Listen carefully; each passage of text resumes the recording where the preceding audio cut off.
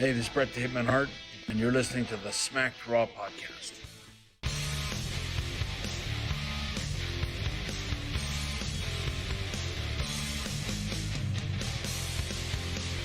What? Okay, well, has this always been a thing? Where have I been? Hey, what's going on, you guys? Welcome to the NXT recap, brought to you by the Smacked Raw podcast. I am your host, Katie Bebe, and I'm alone, as you can see. I gave everyone the night off. I thought, you know what? It's St. Patrick's Day. I'll just go it alone. Let everyone have the night off. Whatever. It's fine. I hope you all had a safe St. Patrick's Day. If you celebrated today, or last weekend, or you're celebrating this weekend, as long as you're safe, that's all that matters. And you just enjoy time with friends and family in a safe manner. But I, as well as the rest of the Smacked Raw Pod fam, are a wrestling recap show. You can find the Raw, SmackDown, and AEW recaps over on twitch.tv/puttingyouover. And you can find the NXT recaps here, of course, on twitch.tv/SmackDrawPodcast. It's usually myself and RN. But again, night off, it's all good.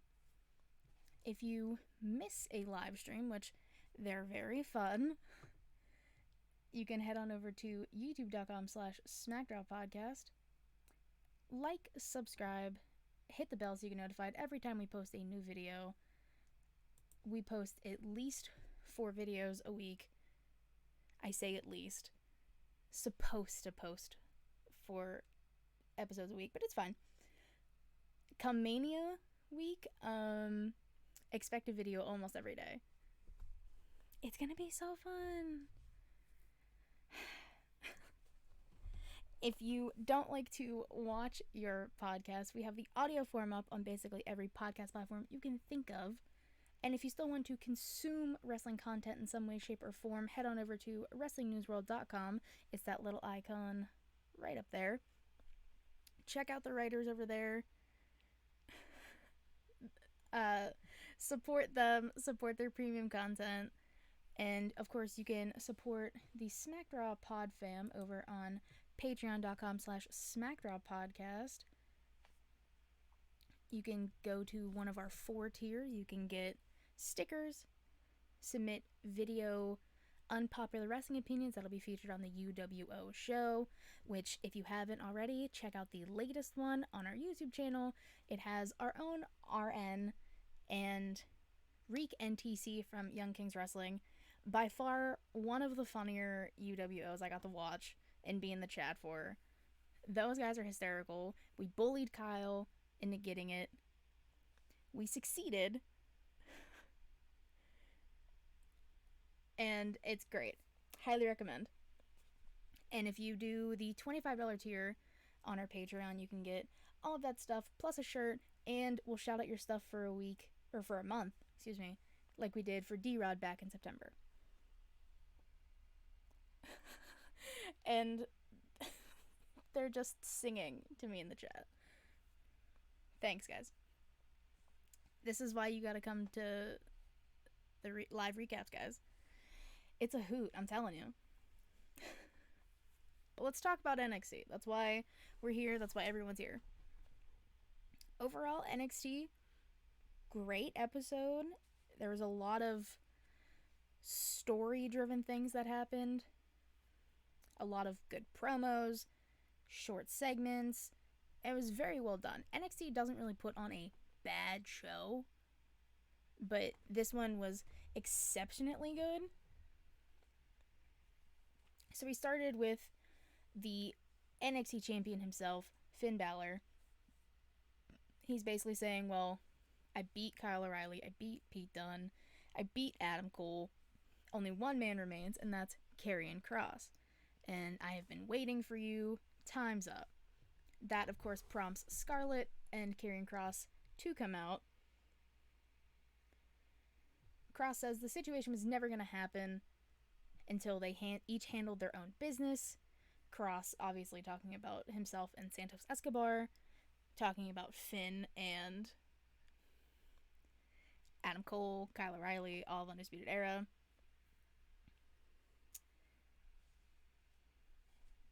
And basically, they just have this nice standoff saying, well, we're going to find out who the real champ is. Finn says, you walk like a champ, you talk like a champ, but I'm the champ.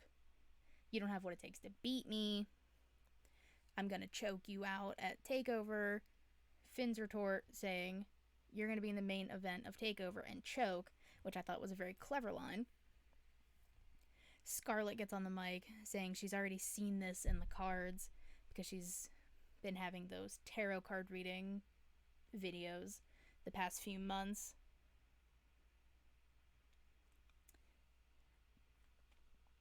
And she sees 2 champions draped in gold.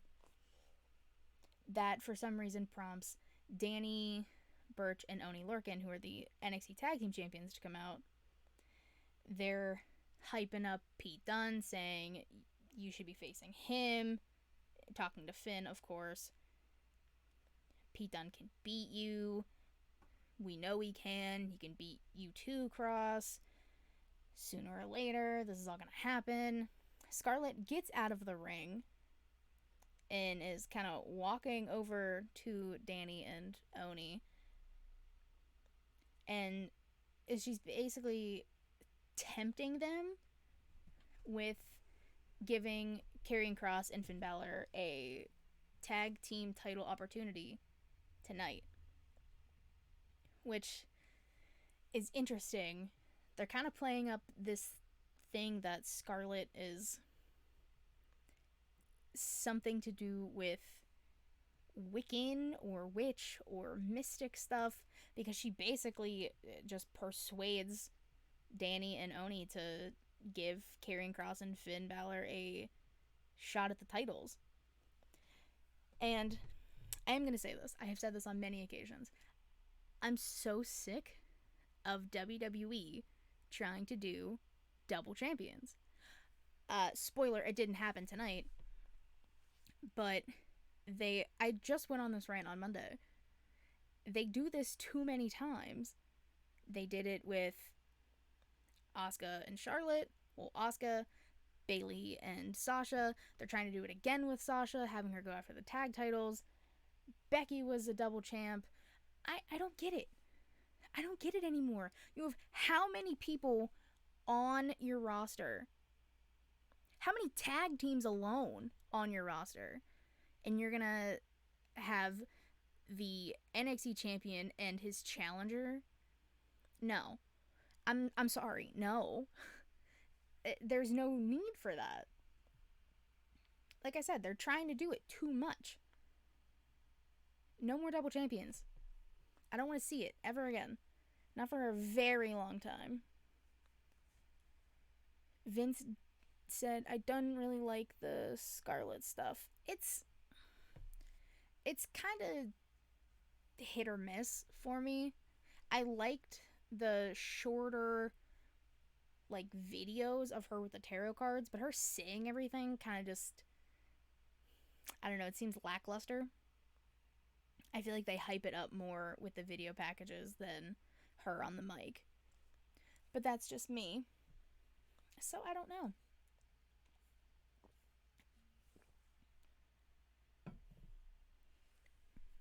So following all of that, we get our first match of the night. We get Dexter Lumis taking on Austin Theory. We find out that Johnny and Candace are at home and saying, well, you have to do this on your own. This is your last step in therapy. Which, I don't know what it is. I liked the therapy stuff.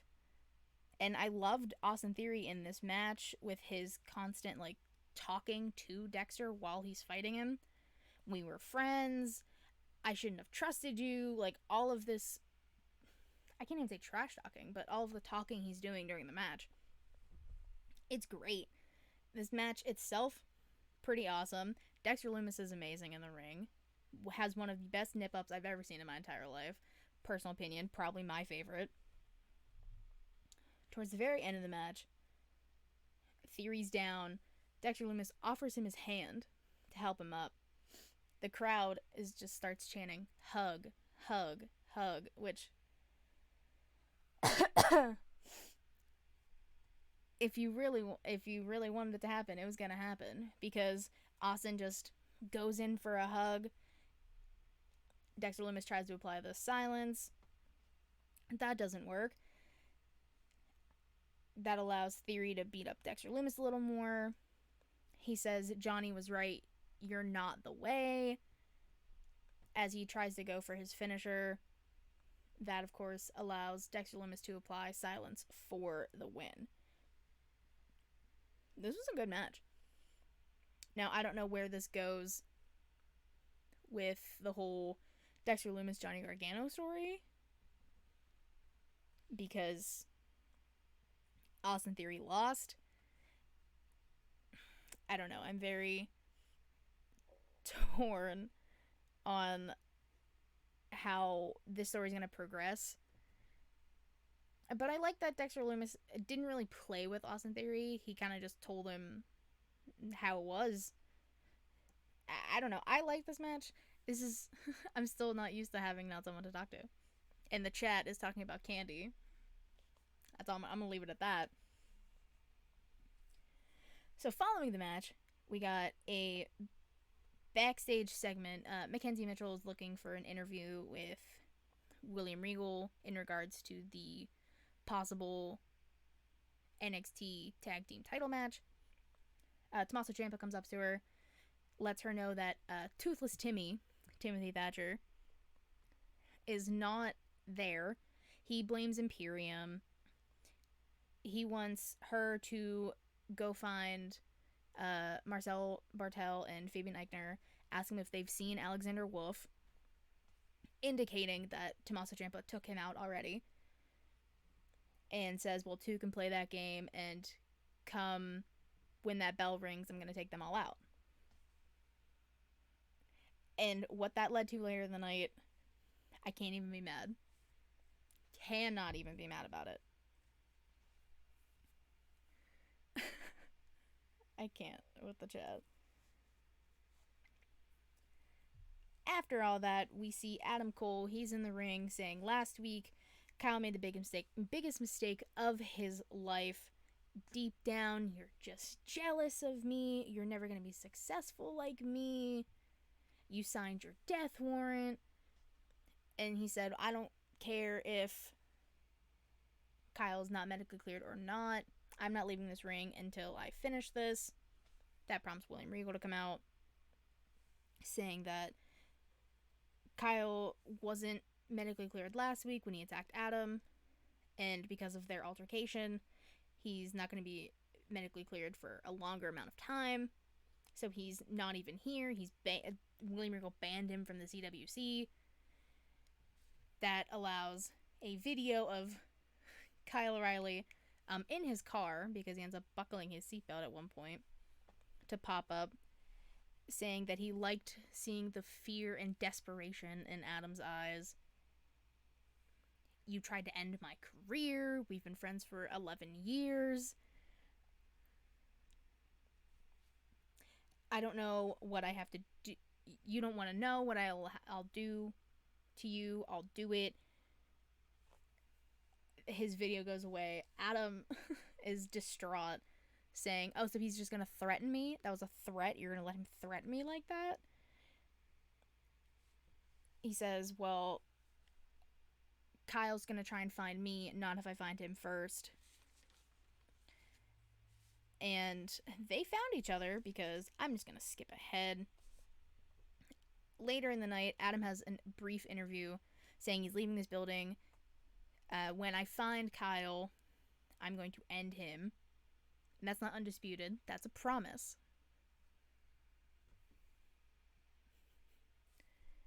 And later in the night, William Regal is about to have an interview, and one of the producers, some dude in a headset, comes up saying something happened with Adam Cole. And then they go to a commercial, which I got mad at. I really thought they were going to be like, it would cut to Adam laying in the parking lot, knocked out, something. No. What we see is on some road, probably like right down the road from like the CWC, Kyle O'Reilly's getting put in the back of a cop car. Adam is handcuffed, shouting at Kyle from the back of another cop car. Adam's screaming that Kyle tried to run him off the road. There's a lot of bleeps indicating there was a lot of swearing. I would love to know what they were trying to say, but that's fine. And later, William Regal says that next week he's going to allow both men back to the CWC if the cops drop their charges, and he's going to figure out a way for them to figure this out. What that's going to entail, I don't know. I have a lot of ideas on what that could be. That was still part of the parking lot, I'm convinced. It probably wasn't a part of the parking lot. It was probably more so just literally down the road. I don't know, though. It very well could be. I don't know. But what this is going to lead to between Kyle and Adam is just one hell of a match. What the stipulation of the match is going to be, I don't know. You could say fight pit, but that's not really them. They're going to beat the hell out of each other, regardless of what they do. It's going to be at TakeOver. I don't know. That's why it's so dangerous. The parking lot is a very dangerous place in the wrestling universe. Well, actually, and just in the real world. People get kidnapped from parking lots all the time, guys. It's terrifying.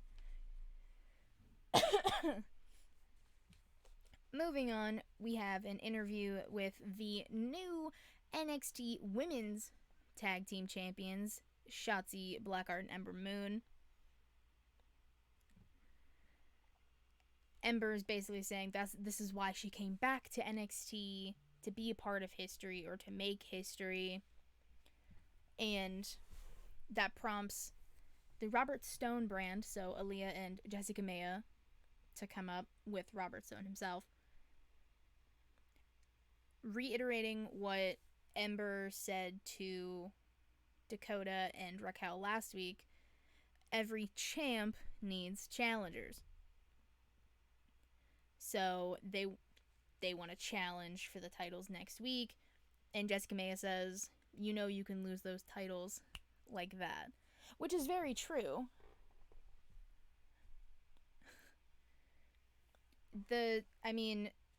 Raquel and Dakota were champs for an hour, which sucks, and that whole situation is a mess. They should have just been champs from winning the Dusty Cup, but it's fine. It's fine. RN and I have ranted enough about that. I'm turning a new leaf because I have no one to rant to.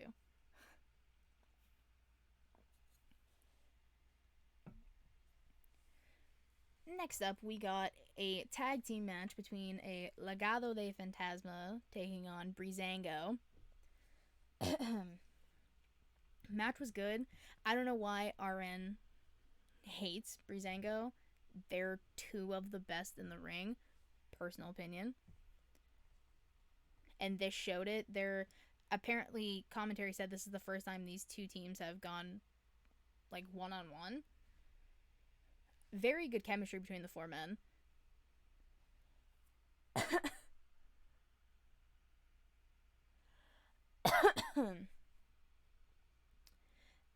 And match itself is not super long. They end up hitting their finish on Tyler Breeze. The main story comes after the fact. Escobar gets on the mic saying Legado runs NXT, and where's this Devlin guy? He's been talking it up. Where is he? Where is he? Jordan Devlin's music hits. He comes out. He says, you've been running around claiming a bunch of stuff. this is what a real champ looks like. I didn't need stooges or to attack you from behind to make my presence known. This prompts Escobar to get in the ring because before he was standing on the announce table trying to assert his dominance. Whatever. Jordan Devlin says the ace is back in town. I am the real cruiserweight champion. You've just been filling in. Escobar retorts with filling in. No, I'm redefining the cruiserweight championship. I'm making history. Everyone forgot you even had the title, which is actually kind of true.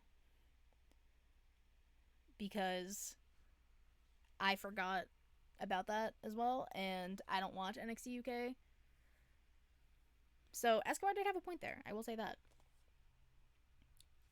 But of course, he wants to settle this at NXT TakeOver, stand and deliver, settle it once and for all, and that just prompts Devlin to headbutt the hell out of Escobar, and then just yanks him, gives him a suplex, and just walks out, and Escobar's bleeding.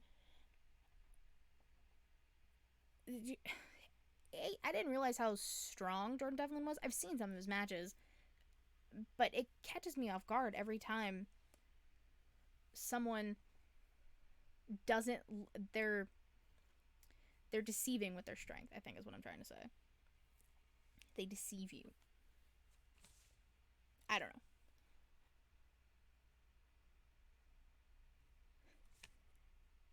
I already did Adam's interview. Then we move on to the only women's match of the night, I believe. Yeah, the only women's match, but a banger of a women's match. Zoe Stark taking on Dakota Kai. This match was,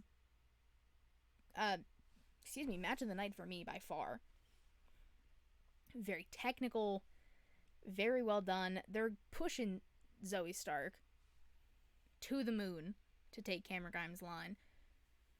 Because she's only been in NXT or on TV for a month. Maybe that. Maybe a little less.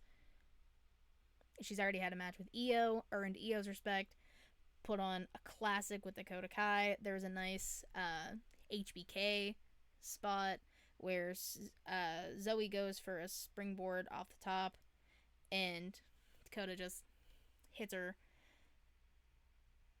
with a super kick, sweet chin music, which was discussed, ironically enough, on UWO about the sweet chin music spot with HBK and Shelton Benjamin.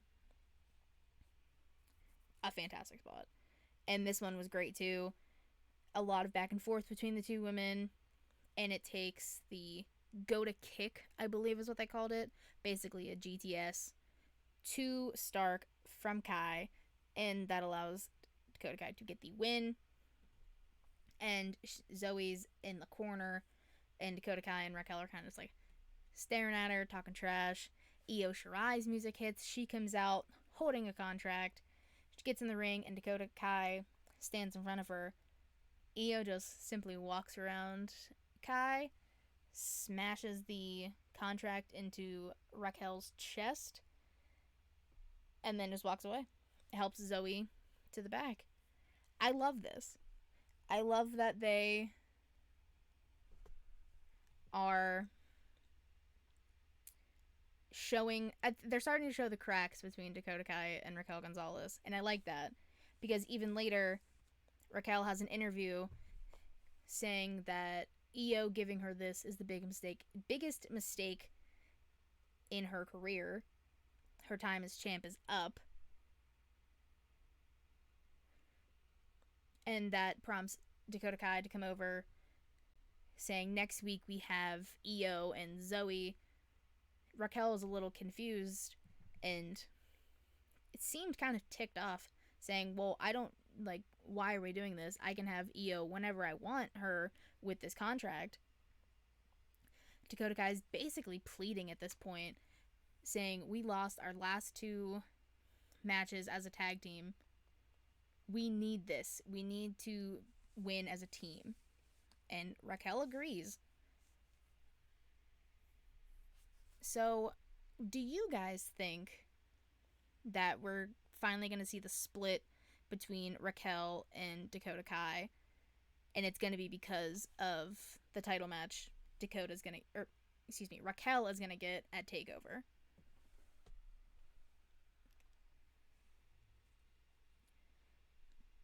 Going backwards a little bit, we get a quick promo or video promo from Grizzled Young Vets saying that it's stupid of MSK to try and target Zach Gibson's hand. They don't forgive and they don't forget what they did. Basically just furthering the feud between MSK and Grizzled Young Vets. Zach Gibson also said that MSK were shrimping, because I can't say the actual word on Twitch, apparently. They were shrimping for Breezango dancing in the ring. Which I like that they said that. I like when they bring, like, the lingo or terminology that people my age in their 20s are saying. After that promo, we get Marcelo Bartel taking on Tommaso Ciampa.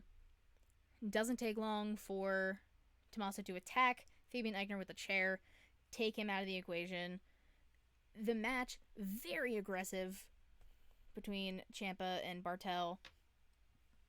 Aichner, of course, gets involved towards the end.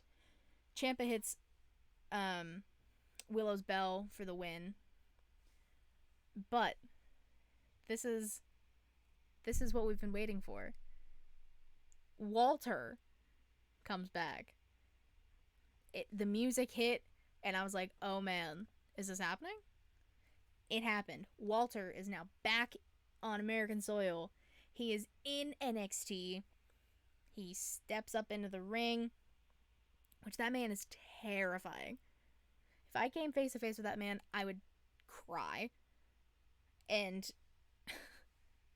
bless Ciampa's heart, he tries to take out all three men, doesn't succeed. A echoed chop to the chest, and then a power bomb from Walter. Where does Timothy Thatcher's alliance lie? With Imperium or with Tommaso Ciampa? Because of the history with himself and Walter and the rest of Imperium, or this new budding friendship he has with Tommaso Ciampa? I don't know. All I know is that if this means we get just a one-on-one between Walter and Ciampa at TakeOver, I'm for it. It's going to be one of the most hard-hitting matches I'm going to witness. I wish I was witnessing it live, but, like, in person. Because to hear one of Walter's chops live, I think I might go deaf. That's how loud they sound just on TV. In person, I can't even imagine. After that, we get the in-ring debut of L.A. Knight, who still has one of the dumbest names. Still saying that, still putting that out there. It's basically a squash match against August Gray, which I didn't even catch his name until the end of the match, basically. Match itself is typical squash match. LA Knight's taking control. And then Bronson Reed comes out holding up LA Knight's nice blue leather jacket. And then pulls a Tommy Boy. You know, the fat guy in a little coat, puts it on, rips it immediately, steps on it, causing a distraction, letting Gray get some offense. But it takes whatever LA Knight's finish is, because again, this is the first time he's been in the ring, and I never watched him prior, so I don't know what his finish is. But he plants Gray for the win. And this is going to lead to a feud with Bronson Reed. I don't know how I feel about that. I don't know. what I do know is that Xia Li had a vignette. Basically, it was very short, to the point. Resistance will not be tolerated. Obstacles will be removed. Now, you gotta believe she's talking about Casey Catanzaro and Caden Carter. But how they're gonna do that with Casey still injured, I don't know. Unless she fully injures Caden and takes them both off TV. I don't know, but I saw a tweet. I wish I could remember who it was from, and I wish I screenshotted it. But they said Xia Li is just looking for her next opponent in the Nether Realm. And I was like, basically at this point. Now, the main event of the evening, the NXT Tag Team Championship match. Oney Lorcan and Danny Burch taking on Finn Balor and Karrion Kross. Also, kind of shady. Champions didn't even get an entrance. Both times they were out that night. That kind of sucks. That means NXT don't respect you as a champion then. But none of my business. Kross, being Karrion Kross, dominates the majority of the match. But before they do the first commercial break, he does a suplex to, I believe, both men. And Danny Burch lands really awkward on his neck, and he's out the rest of the match. He's getting checked on by doctors. So it basically becomes a handicap match at this point. Oney Lorcan, though, one hell of a fighter, holds his own, takes it to Finn, takes it to Karrion. Finn, being Finn Balor, ends up getting the upper hand, takes things to the outside, and he does a shotgun dropkick to Oney Lorcan, but Oney goes straight into Scarlett, knocking her down in the process. Kross is still down because he was taken out by Oney Lorcan minutes before. And Finn Balor kind of leans down next to Scarlett to kind of check up on her. Doesn't touch her or anything. Karrion Kross just comes over, grabs Finn Balor by the throat, starts banging his head against the plexiglass on the outside, throws him back into the ring, allows Oney Lorcan to hit his finish for the win. Thank God we don't have double champs. Or Finn is a double champ, because I would have been mad. But his victory is not long. Karrion Kross comes in, beats up Oney Lorcan, beats up Finn Balor again, starts to choke him out, puts him down. Scarlett kind of picks Finn up and looking him in the face, being like, it's okay. She's smiling, creepy smile, and you can see her hand behind Finn's back, and she does this, prompting Karrion Kross to just hit a nasty elbow in the back of Finn's head. And then she leans down, saying, everything happens for a reason. You can't escape fate. Which was her whole thing this entire episode of NXT. And that was the NXT recap. See? Short, sweet, to the point. Thank you guys so much for watching. I greatly appreciate it. You can follow the show on Twitter at SmackDropPod. You can follow me if you want. I don't really tweet. I mainly just retweet my friends and their podcasts. At Katie Raslin, WRASSLIN 13 on Twitter. Like I said, I don't tweet much, but feel free to follow me if you want to. Again, check out our YouTube channel, which I'll even throw the subscribe button back up. There it is. Subscribe. Because the majority of people who watch the videos are not subscribed. I have found that out. I read the analytics. I know what I'm doing. But thank you guys so much. I greatly appreciate it. And I will see you guys later. Bye-bye.